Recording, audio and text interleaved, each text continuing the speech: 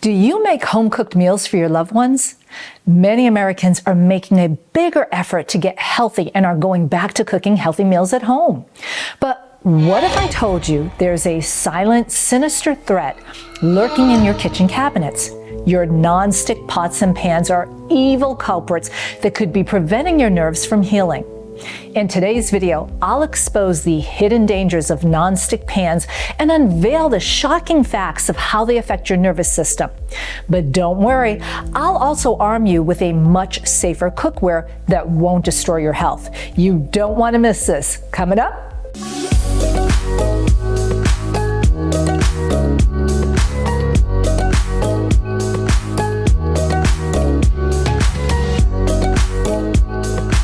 Hey health warriors, Dr. M here. If you're ready to conquer your peripheral neuropathy and start living again, then subscribe to our channel. And don't forget to click on the bell to get notified as soon as we publish new material. Now, let's shake things up a bit. The cookware industry has gone to great lengths to convince consumers that non-stick pots and pans are safe to use. But the reality is, there's been research exposing the dangers of non-stick cookware known as Teflon, which stems as far back as 70 years ago. In fact, one of the chemicals used in making Teflon was banned in the US. So the DuPont Corporation, the makers of this non-stick coating, changed their formula and their branding name for the non-stick surface to Gen X. Isn't that right, Lily? Yeah. Unfortunately, it's still equally as toxic as Teflon. These coatings are found on pots, pans, rice cookers, air fryers, electric grills, and even some parchment papers. Since nonstick cookware is everywhere, from homes to restaurants, let's look at what makes it so dangerous to our health. Non-stick cookware surfaces are manufactured using a class of chemicals called polyfluoroalkyl substances, or PFAS for short. This is an umbrella category that's comprised of 15,000 synthetic chemicals, and the most popular two we're hearing a lot about in the media are PFOA and PFOS. Now, just so it doesn't get too confusing with all of the acronyms, I'll stick with using the umbrella term PFAS. There's been a ton of scientific research on PFAS chemicals. The first thing you should know is that these chemicals are also referred to as forever chemicals. And that's because they never break down in the environment and they build up in our bodies. In fact, it's been scientifically proven that PFAS chemicals are present in the blood of nearly every American, including newborns. So you might be wondering how they end up in the environment in the first place. Well, in the 1990s, a major lawsuit was brought against the DuPont Corporation by residents of a West Virginia town where PFOA and PTFE were manufactured. These are 2 out of the 15,000 chemicals found in PFAS. Well, there was an abnormally high incidence of people in this town who suddenly developed conditions like liver and kidney disease, birth defects, and low fetal birth weights, and certain cancers like kidney and testicular cancer. Well, as it turned out, this was no coincidence. It was discovered that DuPont was dumping PFOA contaminated waste into the local water supply. Because nobody knew the dangers of PFAS chemicals, there were absolutely no regulations regarding their dumping, which had been going on since the 1950s. In fact, there was a movie about this in 2019 called Dark Waters. So the good news is that the Environmental Protection Agency, or the EPA, began pushing for changes in the legislation to outlaw PFOA, which is now being phased out of production. That's why you'll see non-stick cookware labeled as PFOA-free. However, before you breathe a sigh of relief, I want you to remember that this is only one of 15,000 other highly toxic chemicals in your non-stick cookware.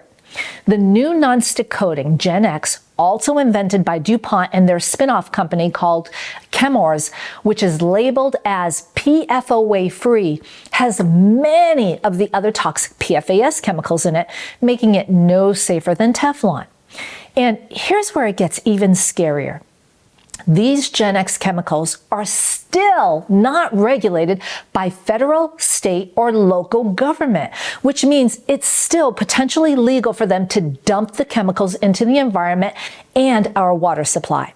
Now, let's take a deeper look into the scientific facts of how PFAS chemicals can harm the peripheral nervous system. Over the last few decades, countless studies have been conducted on these chemicals and their toxic effects on the nervous system. Scientists propose several pathways of nerve destruction from PFAS chemicals. Number one, the inflammatory pathway. Health warriors, are you noticing a repetitive trend with inflammation and every known disease in the body, including peripheral neuropathy?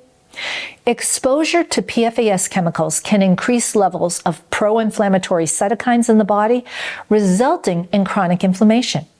This will damage nerve cells and disrupt signal transmission within the peripheral neurons or within the peripheral nervous system. Okay, number two, the next pathway is oxidative stress.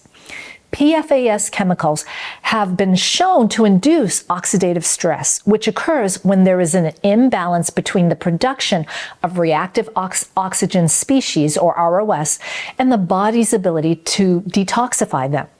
Now, I've been asked several times to explain ROS in simple terms, so let me do that now. Think of ROS as little troublemakers in the body. If there are too many of them and the body can't neutralize them, it leads to cell and tissue damage. This state of chaos in your body is known as oxidative stress, which can lead to cellular damage, including damage to peripheral nerves. Okay, on to the third pathway. Number three, disruption of neurotransmitters. PFAS chemicals can interfere with the function of neurotransmitters, which are the chemical messengers that transmit signals between nerve cells. For example, studies have shown that PFAS exposure can disrupt dopamine signaling in the brain, which is involved in motor control and reward pathways. It's also been shown to disrupt other important neurotransmitters like serotonin, which balances mood and lessens depression and anxiety. Now, let's look at the fourth pathway. Number four, the blood-brain barrier. PFAS chemicals cross the blood-brain barrier and accumulate in the brains of fetuses, children, adults, and animals. Research has revealed that the accumulation of PFAS has been associated with decreased fetal growth, birth defects, poor brain development in children, and developmental delays, not to mention neurodegenerative diseases in adults like ALS, Parkinson's, Alzheimer's, ataxia, and Huntington's disease. All of these neurodegenerative diseases and more result from the damage to neurons in the brain caused by PFAS chemicals. Okay, let's look at pathway number five, altered myelination. Myelin is a fatty substance that forms a protective coat around the nerve fibers and allows for fast nerve impulse transmissions. Animal studies have suggested that exposure to PFAS may disrupt myelination in the peripheral nervous system, leading to impaired nerve conduction and communication between nerve cells. But it goes one step further than this. Because of the potential for extensive damage to myelin, these chemicals are now thought by scientists to be linked with the rise in multiple sclerosis. Multiple studies, both human and animal, have found that exposure to PFAS can lead to abnormal structural changes in peripheral nerves, as well as deficits in nerve conduction speed and sensory motor coordination. So, you might be wondering if simply touching the nonstick cookware surface is dangerous. Well, the answer is no. It only becomes dangerous when the pan is heated to 500 degrees Fahrenheit or 260 degrees Celsius or higher. Now, you might think, well, this is a really high temperature, so I don't have anything to worry about. Well, it may come as a big surprise that a pan can easily reach 510 degrees in less than 5 minutes on medium heat. But the other thing that you need to be aware of is the toxic fumes, which have no odor, that they are outgassing from the cookware at temperatures as low as 390 degrees Fahrenheit or 199 degrees Celsius. So let's talk about safer cooking alternatives. First, let's talk about cookware labeled as completely safe that Dr. C and I still steer clear of. We don't touch anything labeled as non-stick cookware. It doesn't matter that it's marketed as the safest non-stick, non-toxic ceramic, PFOA, PTFE-free, titanium diamond coated, hex-clad, Teflon, blah, blah, blah, whatever. We don't touch it, and here's why. Although ceramic is being touted as safe and toxin-free, try to get a company to release a complete list of all of the chemicals used to produce the non-stick surface. They won't. And guess what? They're not required by law to disclose this information to the public. Well, that's a huge red flag for me. After all, health warriors, if your cookware is truly that safe and non-toxic, don't you think the company would be thrilled to release the chemical ingredient list to the public? So here's what you need to realize.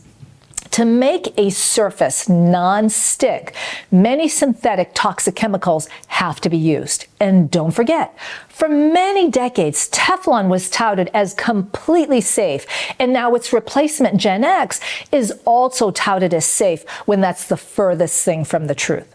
So even as convenient as it is for cooking, we don't use any non-stick cookware. In fact, we're so vigilant about this that when we travel, we bring our own non-toxic pans with us. Yep, that includes flying. We pack a separate suitcase for non-toxic kitchen supplies. That's how serious this stuff is to your health. We also avoid glazed ceramic pans and enamel-coated pots and pans, including expensive brands like Le Creuset. Now, I have to tell you, this one hurts because I used to have an entire set of Le Creuset that I had to get rid of. The problem with these pans is that they can expose you to heavy metals like cadmium, cobalt, and even lead. We also avoid any pans containing aluminum. It doesn't matter if it's an aluminum core, if it's coated cast aluminum, or bare aluminum. This is a toxic heavy metal that creates significant damage to neurons. So, what are the two best cookwares to use? Well, cast iron cookware has been found to be safe as long as it's plain cast iron, no paints or colorings, and no metal accents. Otherwise, you begin introducing dangerous heavy metals into the equation. But the number one pick is plain stainless steel pots and pans. Again, you want to purchase ones that don't have an aluminum core and they don't have any painted or colored metal accents. Now, many people have nickel sensitivity, which stainless steel pans can contain. So if this is you, make sure you look for brands labeled as low nickel stainless steel. For those of you who would like more in-depth information on non-toxic cookware, there's a great website I recommend, and that's Lead Safe Mama. Or the website address is tamararubin.com, and I'll put that in a link down below. This site is not an affiliate, and I'm not receiving any compensation for this endorsement. Tamara Rubin had 2 children who suffered from lead poisoning in 2005, which led her to become an advocate for childhood lead poisoning prevention. Because of this, she goes to great scientific lengths to test for many toxicants in cookware and kitchenware.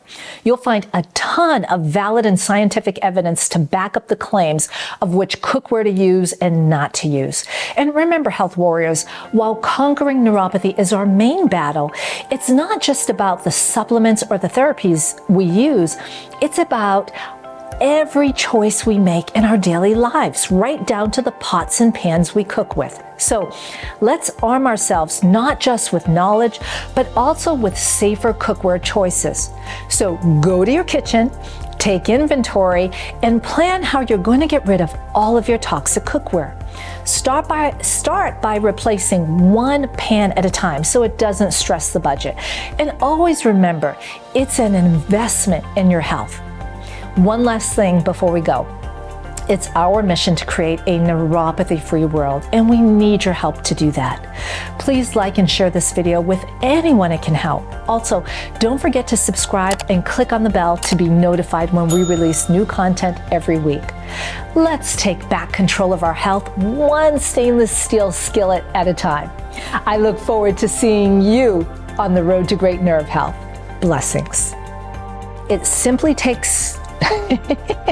He loves being on camera. Hi, baby girl. You want a treat? There you go. Good girl. This is Blossom. She's a bit more camera shy. Huh, baby?